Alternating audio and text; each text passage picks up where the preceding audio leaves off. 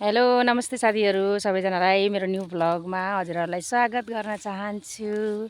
आज चाहिँ म फेरि पनि तोरीबारीमै छु। आज चाहिँ 4 दिन भइसक्यो हामी तोरी काट्दैछौँ।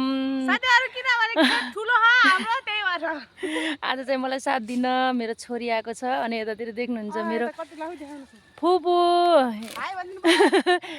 फुपू भनेको हाम्रो सासू है, सासू आमा मेरो। मलाई चाहिँ साह्रो गाह्रो दुःख सुखमा साथ दिने मेरो सासूआमा आज चाहिँ तोरी काट्नलाई हेल्प गर्न आउनुभएको छ। त्यो चाहिँ देखाउँदैछु है साथीहरू। त्यही हो, आज 4 दिन कति तोरीबारी मात्रै देखाउँछु भनेर भन्छन् होला। आज के हुन्छ त्यो पनि देखाउँछु म।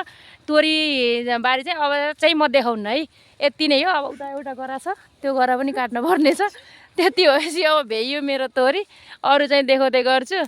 के गर्ने, बिहान बिहान मात्रै काट्ने हो होइन। तोरी फेरि एकदम खुरिसकेको अवस्था छ। दिउँसोमा काट्दाखेरि झुरेर सबै खेतभरि जान्छ। त्यही भएर हो है साथीहरू। यतिकोमा देख्न सक्नुहुन्छ मेरो बुढाले हात बाँधेर मलाई सघाउन आउनुभएको छ। A few moments later. Finally सकेर म अब चाहिँ अफिस जानको लागि रेडी भइसकेँ है साथीहरू। अफिस चाहिँ म के हुन्छ म सबै देखाउँछु है डिटेलमा। त म छिटो म अफिसतिर लागेँ।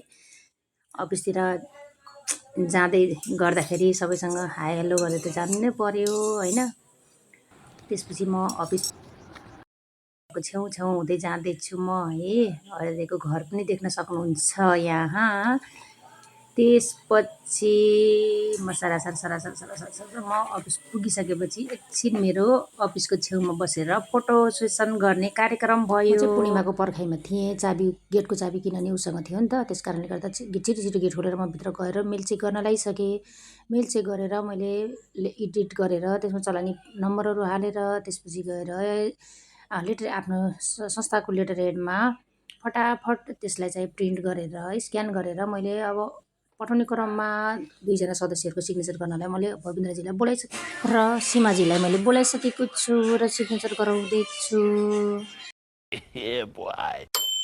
तपाईँको भ्लगको बारेमा अब लाइक कमेन्टहरू आओस् के होइन। सबैले साथ दिनु होला, अगाडि बढ्दै जानु होला सबैलाई। अब मैले पनि फेसबुकमा राखिरहेको छु अनि मलाई पनि लाइक कमेन्टहरू गरिदिनु होला साथी। 150 रुपया देगा।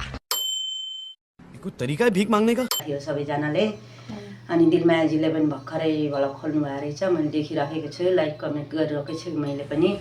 अनि सबैजनाले साथ दिनु होला है दिलमायाजीलाई। हस्त धन्यवाद। पठाइसकेपछि म चाहिँ लागेँ बानेवारी स्कुलमा। मेरो छोराको सर्टिफिकेट लिन थियो नि त। त्यस कारणले गर्दाखेरि म बानेवारी स्कुल जाँदैछु। बानेवारमा रहेको श्री सरस्वती मावि स्कुलमा छिटो गर्दै म जाँदैछु है। यहाँ यति रमणीय सुन्दर शान्त भनौँ न, के भनौँ, यहाँको त बयान गरेर साध्य नै छैन। यहाँको सम्पूर्ण टिचरहरूको टिमदेखि लिएर व्यवस्थापन समितिहरूदेखि लिएर विद्यार्थी अभिभावक सङ्घदेखि लिएर हरेक विद्यार्थीहरू यति अनुशासित छन् नि। टिचरहरूले भनेको सबै कुराहरू मान्छन्।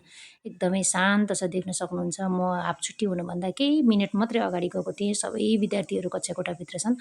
एकछिन टक्क अडेर म सरस्वती माताकोलाई ढोगेँ अनि त्यसपछि फेरि पुनः लागेँ म अफिसतर्फ।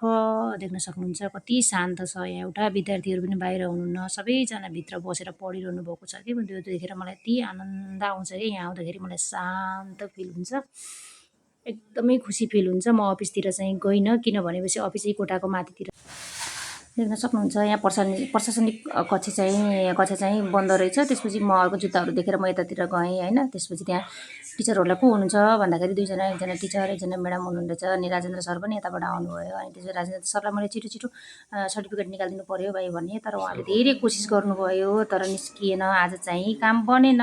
Thank you for watching. यतिकै साथ दिनुभएकोमा धेरै धन्यवाद।